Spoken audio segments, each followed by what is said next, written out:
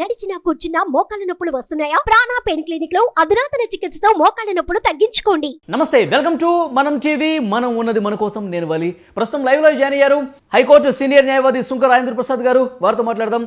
సుంక రాజేంద్ర ప్రసాద్ గారు, నమస్కారం సార్. నమస్తే అండి సార్. స్కిల్ డెవలప్మెంట్ కేసుకు సంబంధించి 17A వర్తిస్తుందా వర్తించదా విషయానికి సంబంధించి దిల్సేబియా ధర్మాసనం ఏం చెప్పిందో మనం చూసాం. బోస్ గారేమో వర్తిస్తుందని, బేరా త్రివేది గారేమో వర్తించదు అని చెప్పి భిన్నాభిప్రాయం వ్యక్తం చేసిన పరిస్థితి మనం చూసాం. ఇప్పుడు ప్రధాన న్యాయమూర్తికి నివేదించిన నేపథ్యంలో ఏం జరిగే అవకాశం ఉంది సార్? ప్రధాన న్యాయమూర్తి గారికి నివేదించారు కాబట్టి ఆయన దీనికి మరొక విస్తృత ధర్మాసనాన్ని ఏర్పాటు చేయాల్సి వస్తుంది. దీనికి ఉన్నటువంటి కాంప్లికేషన్ రీత్యా మరి ముగ్గురు జడ్జెస్తో, సాధారణంగా ముగ్గురు జడ్జెస్తోనే అపాయింట్ చేస్తారు, లేదా 5గురితో కూడా చేసేదానికి అవకాశం ఉంటుంది. దానికి నివేదించి ఈ పాయింట్ని 17A అప్లై అవుతుందా లేదా ఈ ఫ్యాక్ట్స్కి అనేటువంటి ఒక ఆ బెంచ్ని తీర్పు చెప్పవలసిందిగా కోరతారు. ఆ బెంచ్ తర్వాత మొత్తం మొదటి నుంచి విచారణ చేయాల్సి వస్తుంది. ఇంతకుముందు అయితే ఈ ద్విసభ్య ధర్మాసనం ముందు ఏ విధమైనటువంటి వాదనలు ఇరుపక్షాలు చేశాయో ఆ వాదనలు అన్నింటినీ మరలా ఆలకించాల్సి వస్తుంది. ఆ వాదనలు పూర్తయిన తర్వాత ఆ ధర్మాసనం తీర్పు చెప్పాల్సినటువంటి అవసరం ఉంటుంది. దీనికి సంబంధించి ఏమిటన్నట్లయితే సాధారణంగా మెజారిటీ న్యాయమూర్తులు తీర్పు అమల్లోకి వస్తుంది. అంటే ముగ్గురైతే ఇద్దరు మెజారిటీ చెప్పినా పర్వాలేదు, 5గురు అయితే ముగ్గురు చెప్పినా పర్వాలేదు. దీంట్లో ఈక్వల్గా వచ్చేదానికి అవకాశం ఉండదు. కాబట్టి ఈ ఒక తీర్పు వచ్చేటువంటి అవకాశం ఈ విస్తృత ధర్మాసనం నుంచి ఒక తీర్పు వస్తుంది. కానీ ఎప్పుడు వస్తుంది ఆ తీర్పు, ఎలా వస్తుంది అనే దానికి కూడా పెద్ద దానికి చుట్టూతో తీసిన ఒకసారి మనం ఆలోచించినప్పుడు ఈ తీర్పు రావడానికే 1 నెల రోజుల పాటు వాదనలు జరిగినాయి. ఆ తీర్పు రిజర్వ్ చేసిన తర్వాత దాదాపు 3 నెలలకి ఈ తీర్పు రావడం జరిగింది. అంటే 4 నెలలు సుప్రీంకోర్టులో పట్టింది. మరి ఈ విస్తృత ధర్మాసనం ప్రత్యేకంగా ఇదే కేసు కోసం ఏర్పాటు చేస్తారు కాబట్టి ఆ ధర్మాసనం ఉన్నటువంటి న్యాయమూర్తులు మిగతా ధర్మాసనాల్లో కూడా సభ్యులుగా ఉంటారు. రెగ్యులర్గా సుప్రీంకోర్టు వర్క్ వాళ్ళు చేయాల్సి వస్తూ ఉంటుంది. ఈ వర్క్ ప్రెజరు ఈ కేసుకి వాళ్ళు ఎంత టైం, అందరు ముగ్గురు కలిసి ఎంత టైం ఇవ్వగలుగుతారు, మరి ఎట్లా ఏమిటి అనేటువంటి చూసినప్పుడు చాలా కాలయాపన అయ్యేటువంటి అవకాశం ఉన్నది. బహుశా ఎన్నికల లోపు మాత్రం అది జరగదు. ఎన్నికల తర్వాత జరిగితే పరిస్థితి ఏమిటి అనేటువంటి మనం ఒకసారి పరిశీలించినట్లయితే, ఇదే ప్రభుత్వం కనుక ఉండి, కేంద్ర ప్రభుత్వం అదే ఉండి, రాష్ట్ర ప్రభుత్వం కూడా ఇదే ఉన్నట్లయితే సుప్రీంకోర్టు చెప్పే తీర్పు దాన్ని బట్టి ఎట్లా ఏమిటి అనేటువంటి ప్రభుత్వాలు కనుక మారితే, ఒకవేళ విస్తృత ధర్మాసనం కూడా గవర్నర్ పర్మిషన్ అటువంటిది అవసరం. ఇప్పటికైనా గవర్నర్ పర్మిషన్ తీసుకోవచ్చు, వీళ్ళు గవర్నర్ నివేదించి చేయండి అని కనుక చెప్పేట్లయితే, అప్పుడు కనుక అధికారాలు రాష్ట్రంలోను కేంద్రంలోను అధికారాలు మారితే, వాళ్ళ ఆలోచనలు మారితే గవర్నర్ పర్మిషన్ ఇస్తారా ఎవరా అనేటువంటి సమస్య కూడా ముందుకు వస్తుంది. కాబట్టి నిన్న బోస్ గారు అదే చెప్పారు, ఇప్పటికైనా తీసుకునే అవకాశం ఉంది, గవర్నర్ దగ్గర పర్మిషన్ తీసుకోండి అని కూడా చెప్పారు కదా. ఇప్పుడు మళ్ళీ ఫ్రెష్గా తీసుకుంటే ఏంటి, ఎట్లా ఉంటుందంటారు? తీసుకున్న కేసు దానికంటే అది సుప్రీంకోర్టు భావన ఏంటంటే, తీసుకున్నట్లయితే ఆ ఇర్రెగ్యులారిటీ క్యూర్ అయిపోతుంది అనే సరే అవుతుంది, ప్రొసీడ్ అవ్వచ్చు అనేటువంటిది దాంట్లో భావన. కాకపోతే గవర్నర్ ఇవ్వకపోతే ఏమిటి అనేటువంటిది ఒక ప్రశ్న. గవర్నర్ ఇవ్వనప్పుడు మళ్ళీ మనం కోర్టుకు వెళ్ళి ఎవరైనా కానీ గవర్నర్ ఇవ్వకపోవడం సరే లీగల్గా లేదు, సరైనది కాదు, ఆయన ఇవ్వాలి అని కోర్టును ఆదేశించమని చెప్పి అడిగేదానికి కూడా కొన్ని అవకాశాలు ఉంటాయి. అవన్నీ మరింత legal complications, legal issues too మచ్గా అందులో ఇన్వాల్వ్ అయ్యి ఉంటే అప్పుడు ఉన్నటువంటి పరిస్థితి. ప్రస్తుతానికైతే మనం ఎన్నికల ముందు మాత్రం తీర్పును ఆశించలేం. ఎన్నికల తర్వాత ఈ రాష్ట్రంలో ఏర్పడే కొత్త ప్రభుత్వం కాలంలోనే బహుశా తీర్పు రావచ్చు అని అనుకోవచ్చు మనం. సుంకరాజేంద్ర ప్రసాద్ గారు, 17Aకి సంబంధించి భిన్నాభిప్రాయాలు వ్యక్తం చేసినప్పటికీ కూడా ఈ కేసులో మిగతా సెక్షన్స్ కూడా ఉన్నాయి కాబట్టి రిమాండ్ విధించే విషయానికి సంబంధించి ఏకాభిప్రాయం వ్యక్తం చేశారు. దీన్ని ఏ విధంగా చూడాలి సార్? గతంలో మనం ఇదే ఛానల్లో మాట్లాడినప్పుడు కూడా 17A దగ్గరకు వచ్చేసరికి అది అప్లై అవుతుందని సుప్రీంకోర్టు చెప్పొచ్చు, కానీ మిగతా IPC సెక్షన్స్కి వచ్చేసరికి రిలీఫ్ రాకపోవచ్చు అనేది కూడా మనం ఒకసారి చర్చించడం జరిగింది. బహుశా సుప్రీంకోర్టు దాంట్లో కూడా IPC సెక్షన్స్కి వచ్చి ఏ విధమైనటువంటి రిలీఫ్ ఇవ్వని పరిస్థితి ఈ తీర్పులో ఉన్నది. అదేవిధంగా IPC sections, PC act sections అన్నీ కలిపి ఉన్నప్పుడు ACB కోర్టు రిమాండ్ విధించడంలో ఏ విధమైనటువంటి లీగల్ ఇర్రెగ్యులారిటీ లేదు అనేటువంటి స్పష్టంగా చెప్పారు. ఎందుకంటే వీళ్ళు రిమాండ్ని కూడా ఛాలెంజ్ చేశారు కాబట్టి. అసలు ACB కోర్టు రిమాండ్ పర్మిషన్ లేకుండా, గవర్నర్ పర్మిషన్ లేకుండా వీళ్ళు దీని మీద కేసు అభియోగం చేయటమే చెల్లదు కాబట్టి రిమాండ్ కూడా చెల్లదు అనేటువంటి ఒక వాదన తీసుకొచ్చారు. కానీ సుప్రీంకోర్టు అభిప్రాయం, ఇద్దరు అభిప్రాయం ఏంటన్నట్లయితే, రిమాండ్ విధించడానికి గవర్నర్ పర్మిషన్ లేకుండా చేశారా లేదా అనేటువంటిది అది పెద్దగా పట్టించుకోవాల్సిన పని లేదు. కాబట్టి ఏంటంటే అది పెద్ద సమస్య కాదు. ఏసీబీ కోర్టు రిమాండ్ విధించడం సరైనదే అనేటువంటి ఒక భావనకి సుప్రీంకోర్టు రావడం జరిగింది. సార్, శృంగరేంద్ర ప్రసాద్ గారు 17A సంబంధించి కొద్దిగా భిన్నాభిప్రాయం వ్యక్తం చేసినప్పటికీ కూడా ఇప్పుడు రిమాండ్ విధించే విషయంలో ఇద్దరు కూడా ఏకాభిప్రాయం వ్యక్తం చేశారు. గవర్నర్ పర్మిషన్ విషయానికి సంబంధించి కూడా కావాలంటే ఇప్పుడు తీసుకోండి అన్నారు. అంటే చంద్రబాబు గారికి 90% వ్యతిరేకంగా వచ్చింది. ఇప్పుడు ఇద్దరు అభిప్రాయాలు కేవలం 10% మాత్రమే కొంత సానుకూలత వ్యక్తం చేసిన పరిస్థితి ఉందని విశ్లేషిస్తున్నారు. ఎట్లా చూస్తారు మీరు?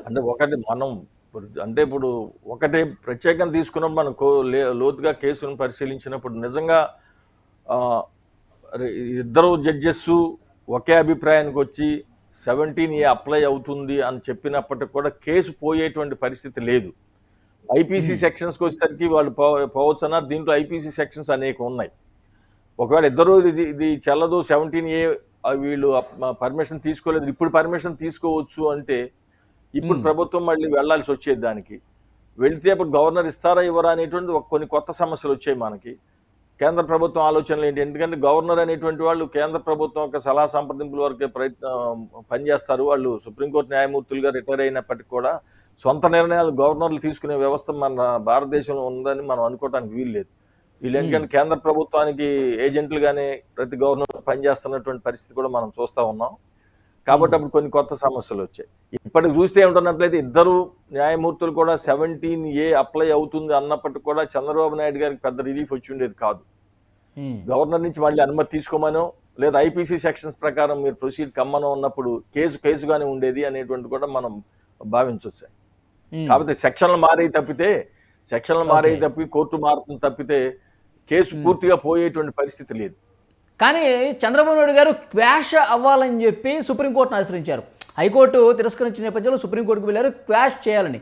కానీ క్వాష్ అయ్యే పరిస్థితి అసలు ఏ ఒక్క పరిస్థితి కూడా కనిపించట్లేదని కొంతమంది అభిప్రాయం వ్యక్తం చేస్తున్నారు సార్. ఎందుకంటే ఇప్పుడు గవర్నర్ పర్మిషన్ తీసేసుకోండి, ఇప్పుడైనా మీకు అవకాశం కల్పిస్తున్నాం అనేసరికి ఇక క్వాష్ ప్రతిపాదన లేదంటున్నారుగా, నిజమేనా? కానీ అది అభిప్రాయం సరైనది కాదు. ఎందుకంటే ఇది ఇప్పుడు మనం ఉన్నది ఇన్వెస్టిగేషన్ పూర్తి కాలేదు. మనం ఉన్నది ఏంటన్నట్లయితే క్రైమ్ స్టేజ్లో ఉన్నాం. అంటే సాధారణంగా కోర్టుల యొక్క అభిప్రాయం ఏంటన్నట్లయితే ఇప్పుడు హైకోర్టులు కానీ సుప్రీంకోర్టులు కానీ ఎఫ్ఐఆర్ స్టేజ్లోనే క్వాష్ చేయడం సరైనది కాదు. మనం దీన్ని ఏంటంటే గడపలోనే మనం విచారణ చేయొద్దని చెప్పటం అనేటువంటిది కరెక్ట్ కాదు. వాళ్ళని పోలీసులకు అధికారం ఉంది, విచారణ చేయనిచ్చాలి. విచారణ చేసి ఛార్జ్ షీట్ ఫైల్ చేసిన తర్వాత ఇంకొక స్టేజ్ వస్తుంది. ఛార్జ్ షీట్ క్వాష్ అడగొచ్చు, లేకపోతే మెటీరియల్ లేకపోతే డిశ్చార్జ్ చేయమని చెప్పి కూడా స్థానిక కోర్టులో కూడా అడిగేదానికి అవకాశం ఉన్నది. అప్పుడున్నటువంటి అప్రిషియేషను ఇప్పుడున్నటువంటి అప్రిషియేషను వేరువేరుగా ఉంటాయి. చాలా సందర్భాల్లో మెటీరియల్ లేకపోతే ఛార్జ్ షీట్ను కూడా క్వాష్ చేసేటువంటి అవకాశం ఉంటుంది, లేదా డిశ్చార్జ్ చేసేటువంటి అవకాశం ఉంటుంది. కాబట్టి ఆ అవకాశం పోయింది అనుకునే దానికి అంటే లీగల్ నాలెడ్జ్ లేనిటువంటి వాళ్ళు చెప్పే మాటలు తప్పితే ఇంకా చాలా స్టేజెస్ ఉన్నాయి. డెఫినెట్గా ఈ కేసు ఉన్నప్పటికీ వాళ్ళు సిఐడి వాళ్ళు ఇన్వెస్టిగేషన్ పూర్తి చేసి ఛార్జ్ షీట్ దాఖలు చేసిన తర్వాత కూడా ఛార్జ్ షీట్ని క్వాష్ చేయమని అడిగేదానికి అవకాశం ఉంటుంది. అది లేదనుకున్నప్పుడు ఏసీపీ కోర్టులోనే మమ్మల్ని డిశ్చార్జ్ చేయమని చెప్పి అడిగేదానికి కూడా హక్కు ఉంటుంది. అప్పుడు అప్రిషియేషను అప్పుడు కన్సిడర్ చేసేటువంటి మెటీరియల్ చాలా విస్తృతంగా ఉంటాయి దీని మీద. ఇప్పుడు మనం సుప్రీంకోర్టులో చూసినప్పుడు కూడా వీళ్ళు వారం రోజుల్లోనే క్వాష్ చేశారు ఎఫ్ఐఆర్, మమ్మల్ని ఇన్వెస్టిగేట్ చేయనివ్వట్లేదు అనేటువంటి ఒక వాదన కూడా ప్రాసిక్యూషన్ సిఐడి తీసుకొచ్చింది ఉన్నది కదా.